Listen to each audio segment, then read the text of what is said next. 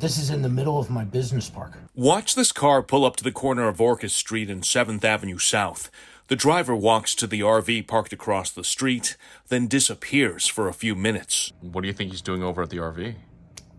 No idea. He heads back to the car, but before taking off, points a gun out the window, and so does his passenger, firing several rounds into the air. It was probably some kind of a warning.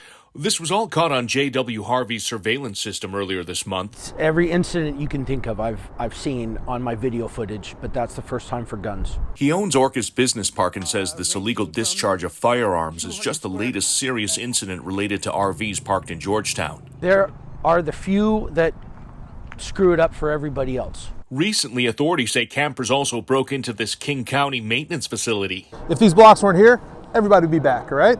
Neighbor Ed Ball believes as long as RVs remain, it attracts criminals to the area. I'm not saying that all the RVs and all the homeless people are bad here, but we got to figure out something to help take care of them so they're not stuck in this kind of situation. And even with the ongoing crackdown on illegal parking across the city, Ball says 2 RV owners just returned a few days ago after city crews forced everyone to leave. They just seem to be getting shuffled around.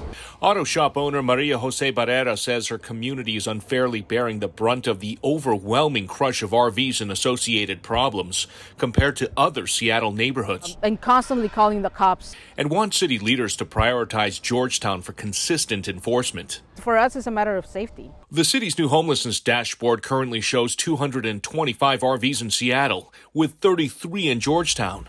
That's the second most in any neighborhood. So you don't get higher rank because 20 people call it.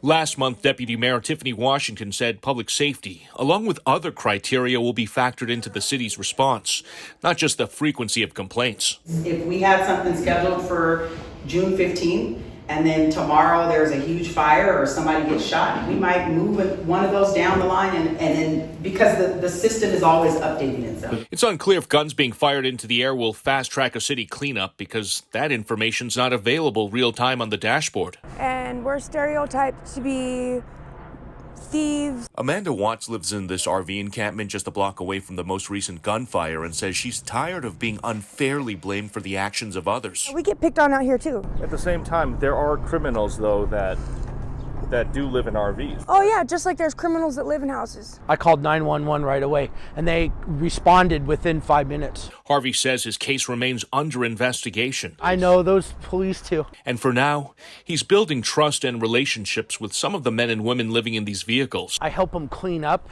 I pay my employees to come out here, and we clean up the facility. Hoping this act of generosity and kindness will make a difference and help offset any problems.